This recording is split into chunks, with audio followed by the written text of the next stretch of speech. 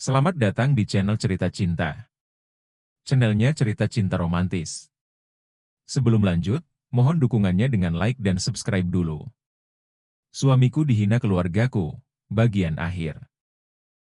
Apa mama tidak ingin memelukku? Aku sangat merindukan mama. Suara bergetar Jisha menghentikan langkah kaki Sua. Mendengar ucapan putrinya dengan suara bergetar, Sua tak bisa menahan diri. Ia membalik badan dengan kedua mata yang sudah membendung, sebentar lagi akan membasahi kedua pipi. Apa? Mama masih bisa memelukmu, nak? Apa kau tidak membenci mama, setelah apa yang mama lakukan selama ini padamu? Lirih Sua, tak berani memeluk putrinya sendiri. Karena sebelumnya, Arga pernah memberi peringatan pada mereka semua. Jangan coba-coba untuk mendekati, atau memanggil istrinya dengan sebutan nama, melainkan, Nyonya, saja. Jisha menggeleng keras saat mendengar ucapan mamanya. Bagaikan air yang dicincang tidak akan pernah putus. Begitulah di antara hubungan kedua orang tua dan anaknya. Mama adalah seorang wanita yang pernah mengandung dan melahirkan aku. Tentu saja aku masih sangat menyayangi mama. Dan aku selalu berharap, mama bisa menyayangiku, seperti mama menyayangi kakak-kakakku dan juga adikku. Aku hanya ingin mama bisa memberiku cinta, seperti mana mama memberi cinta kepada mereka semua. Lirih Jisha, dengan mata yang sudah dibanjiri kristal bening. Sua langsung memeluk putrinya, dengan tangis yang pecah. Dia sadar, selama ini dia sudah benar-benar keterlaluan. Hanya karena Jisha anak dari selingkuhannya, dia tega membedakan kasih sayang di antara Jisha dan putra-putrinya yang lain. Padahal apa yang dilakukannya itu juga semua karena kesalahannya sendiri. Dia yang melakukan dosa-dosa dengan berselingkuh. Tapi kenapa yang dia hukum adalah putrinya? Jisha sama sekali tidak salah apa-apa di sini, dia hanya korban. Tapi lihatlah buah dari kesabaran putrinya itu, membuahkan hasil yang sangat luar biasa. Keberuntungan Jisha menikah dengan seorang laki-laki yang mencintainya dengan sepenuh hati, itu adalah poin pertama buat Jisha. Menikah dengan laki-laki kaya raya bukanlah keinginannya. Tapi karena kebaikan hatinya, yang telah membawanya ke kehidupan yang jauh lebih baik. Bahkan semua anggota keluarga suaminya menerimanya dengan lapang dada. Terkecuali ayah mertuanya, yang belum pernah Jisha ajak berkomunikasi dengan baik. Maafkan semua dosa-dosa yang pernah mama lakukan padamu, nak. Maafkan mama yang tidak adil pada kamu, seperti kakak-kakak dan adik kamu. Maafkan mama. Sua menangis dengan perasaan yang merasa bersalah, dipenuhi rasa penyesalan mendalam. Memang benar, kalau penyesalan itu selalu di belakang. Tapi tidak apa, karena dia masih bisa untuk mengubah segalanya. Mengingat, putrinya bukanlah seorang yang dipenuhi oleh rasa dendam. Beruntung Sua memiliki seorang putri yang sangat baik hati. Meski pada kenyataannya, Jisha adalah seorang wanita yang tidak bernasab. Melainkan bernasab kan hanya ibu saja. Jisha sudah lama memaafkan mama. Sedikitpun Jisha tidak pernah menyimpan rasa dendam pada mama. Karena Jisha tahu, apapun yang Jisha berikan pada mama, tidak akan bisa menggantikan satu teriakan mama saat melahirkan aku. Ujar Jisha, masih dengan tangisnya. Aku hanya meminta, agar mama mau menyayangiku. Sama seperti kakak-kakak yang lainnya. Tidak lebih dari itu. Lirih Jisha, menumpahkan tangisan, yang sudah lama dia tahan. Mama akan berusaha agar bisa adil pada kamu dan kakak-kakakmu, nak. Sekali lagi, maafkan mama ya, sayang. Iya, Mam. Sudah, lebih baik mama kembali ke kamar mama dan beristirahat sekarang. Ini juga sudah malam. Apa mama sudah makan? Ucap Jisha melonggarkan pelukannya dan mengusap air mata Sua, wanita yang sudah melahirkannya. Iya, tadi mama sudah makan. Bagaimana denganmu? Apa Jisha sudah makan, nak? Belum, Mam. Nanti sebentar lagi aku makan malam. Tersenyum lembut. Apa Jisha mau mama buatkan makan malam? Tawar Sua mengusap pipi putrinya. Apa mama sudah pintar masak? Jisha sedikit kaget, mendengar mamanya yang sudah bisa masak. Karena dulu wanita itu memang tidak bisa masak sama sekali. Tentu saja bisa, mama sudah mempelajari berbagai jenis masakan sama bibi. Dan sekarang, Mama sudah bisa masak apa saja yang kamu mau? Bangga Sua, karena akhirnya setelah sekian tahun, dia sudah bisa memasak sendiri. Wah, keren dong. Tapi tidak usah, Mam, besok saja. Mama istirahat saja dulu. Nanti capek lagi kalau Mama masak. Jisha tak ingin kalau sampai Sua kelelahan. Benar nggak mau Mama buatkan makan malam? Iya, Mam, besok saja ya. Lebih baik sekarang Mama pergi istirahat saja. Sua pun beranjak pergi, dan masuk ke dalam kamarnya, yang berada di lantai bawah. Tepatnya di belakang bagian pembantu. Jisha mengucap syukur dalam hati, karena ternyata apa yang dikatakan oleh suaminya itu benar. Jika dia ingin tetap bersama dengan keluarganya, harus memberi mereka sedikit pelajaran, yang akan mengubah mereka semua. Sekarang sudah terlihat jelas. Kalau banyak di antara keluarganya, yang tidak seangku dulu lagi. Terima kasih suamiku, yang hebat. Batin Jisha bangga pada suaminya, karena di balik keangkuhan suaminya itu, ada kebaikan yang tertanam jauh dari dasar hati suaminya. Arga yang diam-diam mendengar pembicaraan istri bersama mertuanya. Ikut tersenyum tipis, karena akhirnya wanita parubaya itu bisa sadar, dan tidak seangku dulu lagi. Kebahagiaan menyelimuti keluarga kecil Arga. Dan hari ini dia mengumpulkan semua keluarga dari istrinya. Karena dia akan menyampaikan satu berita baik, untuk semua keluarga istrinya. Saat ini mereka sedang duduk dan berkumpul di ruang keluarga. Di sana ada Sasa bersama Malvin suaminya, dan juga Arini bersama Eri suaminya. Tak lupa juga Damar mertua Arga, yang juga duduk berdampingan dengan Sua istrinya. Mereka berenam heran. Kenapa mereka dikumpulkan di sana, dan diizinkan duduk di atas sofa. Arga melihat mereka satu persatu, yang hanya dia menunduk. Setelah melalui hampir 1 tahun bekerja, menjadi seorang buruh dan pembantu di rumah besar Oma Pramusita. Keluarga Angku itu benar-benar berubah, dan gaya kehidupan sosial mereka juga sudah tidak seperti dulu lagi. Bahkan duduk di sofa yang empuk saja, baru kali ini kali lagi mereka duduk. Karena di belakang rumah khusus pembantu yang mereka tempati, Arga sengaja tidak menyiapkan peralatan yang lengkap. Bahkan ketiga kamar yang ditempati oleh 3 keluarga suami istri itu, hanya ada karpet sebagai alas tempat tidur mereka. Berbeda dengan pelayan dan tukang kebun yang lainnya. Semua memakai kasur empuk, yang dilengkapi dengan alat-alat yang bisa membuat mereka nyaman, tinggal di belakang mansion. Arga memang sengaja melakukan itu, agar keluarga istrinya bisa membuang gaya kehidupan sombong mereka. Dan bisa merasakan seperti mana sulitnya tidak memiliki apa-apa. Benar saja, mereka semua terlihat tidak lagi gila dengan kemewahan. Pelajaran yang diambil dari perbuatan Arga, benar-benar membuat mereka semua sadar.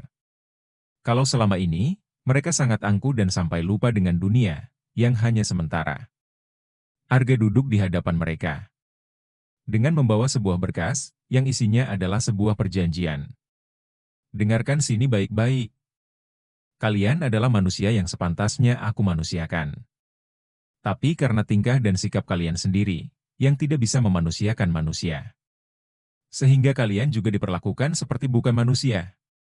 Ucapan Arga, benar-benar menusuk hati mereka semua.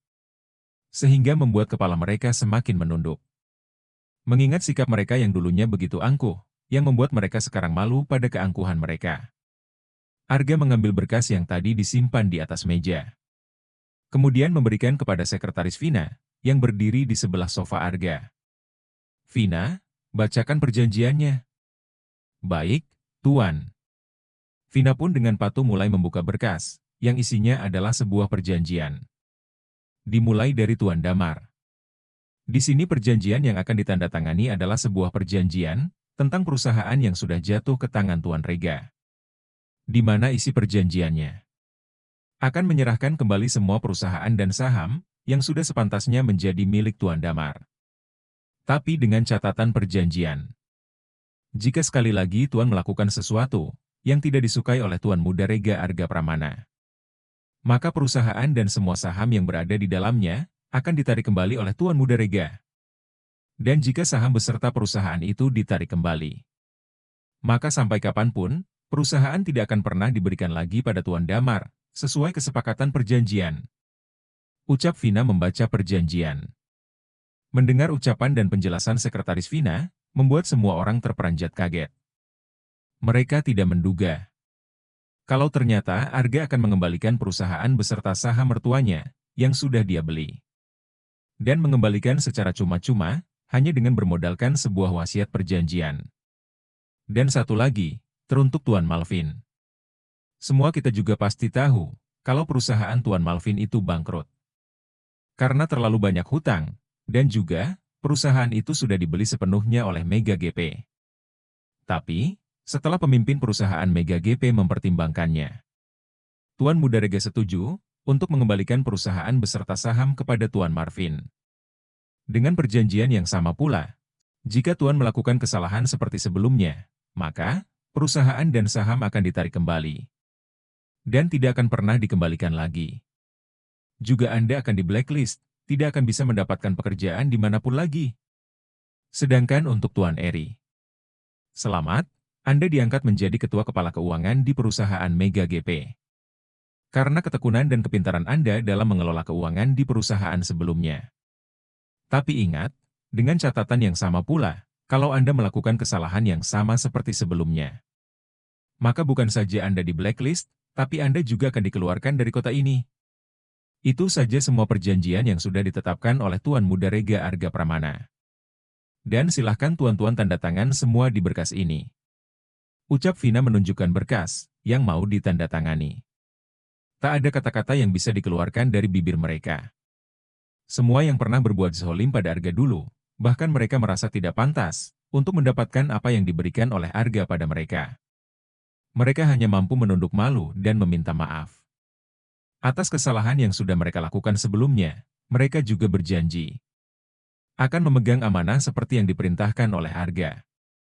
Jisha bahkan sampai terharu dan berkaca-kaca, bangga pada suaminya yang ternyata masih peduli pada anggota keluarganya.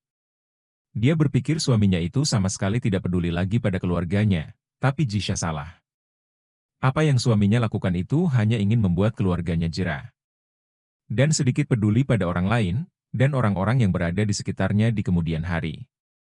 Jisha, maafkan kesombongan kakak selama ini pada kamu. Mesti kita berlainan ayah, tapi kita tetap masih saudara kandung dari ibu. Maafkan segala dosa-dosa dan kejahatan kakak padamu, Dek. Kata Arini menunduk dalam. Iya, kakak juga minta maaf. Karena sudah jadi pengkhianat dan merampas tunangan kamu. Bukan itu saja, kakak juga pernah berniat ingin merampas toko yang sudah kamu bangun dengan susah payah. Maafkan kakak. Liri Sasa, juga dengan mata yang penuh rasa bersalah pada adiknya. Jisha tersenyum mengangguk. Kemudian mendekati kedua kakaknya, dan memeluk wanita-wanita saudara seibunya. Kita tetap saudara, meski berlainan ayah, karena kita saudara kandung dari ibu. Aku sudah memaafkan semua kesalahan yang pernah dilakukan oleh kakak berdua. Semoga ke depannya, ikatan persaudaraan kita akan lebih baik lagi. Kata Jisha, membuat orang-orang terharu. Melihat keharmonisan yang akhirnya datang dalam keluarga Jisha, setelah bertahun-tahun lama keluarga itu sering terlibat konflik. Hari ini mereka bisa bersatu kembali, dan membangun ikatan kekeluargaan yang lebih erat lagi dari sebelumnya. 6 tahun kemudian, terlihat Arga yang duduk dengan pakaian berantakan. Putri nomor 2-nya yang berusia 4 tahun, sedang berusaha untuk mengikat rambut pendeknya. Sedangkan putri bungsunya yang nomor 3 sekarang berusia 2 tahun, sedang menyusu di pangkuannya. Putra tertuanya lagi belajar di sebelahnya. Yang tentunya Arga yang mengajari anak laki-laki berusia 6 tahun itu. Jisha datang membawa buah, yang sudah dia potong kecil-kecil di dalam mangkok. Apa yang terjadi denganmu, Mas? Apa kau masih ingin tambah anak lagi?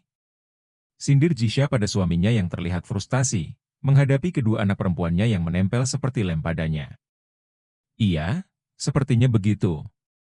Tambah lagi 2 anak perempuan, supaya aku gila, dan mati sebelum waktunya. Jawab Arga terdengar kesal pada Jisha.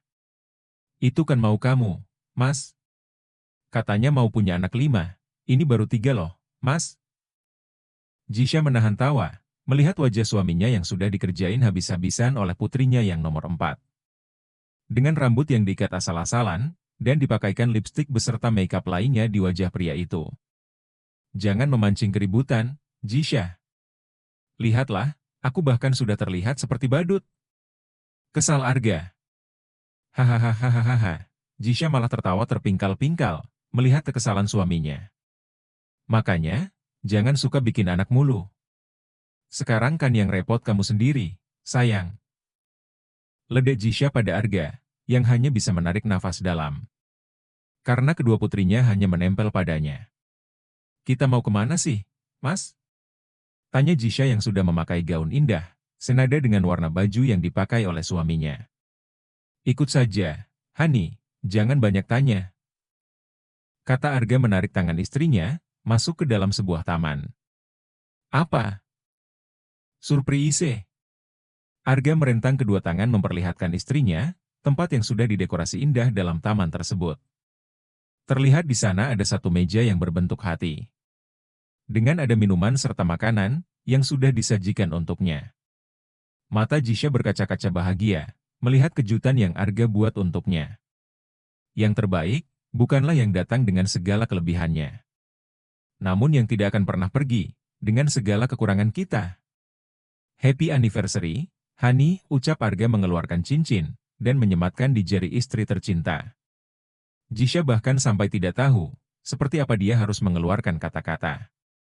Melihat keromantisan yang diberikan oleh suaminya. Bruk! Jisha memeluk erat suaminya. Yang benar-benar membuat dia kehabisan kata-kata, dan hanya bisa dia ungkapkan dengan tangisan haru. Terima kasih untuk segala-galanya buat aku, Mas. Ucap Jisha. Tamat.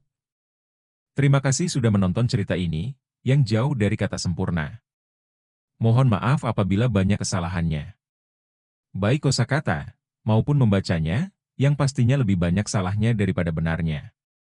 Cerita ini hanya fiktif, murni hanya sebagai hiburan. Sekali lagi mohon maaf dan terima kasih. Wassalam. Cerita cinta.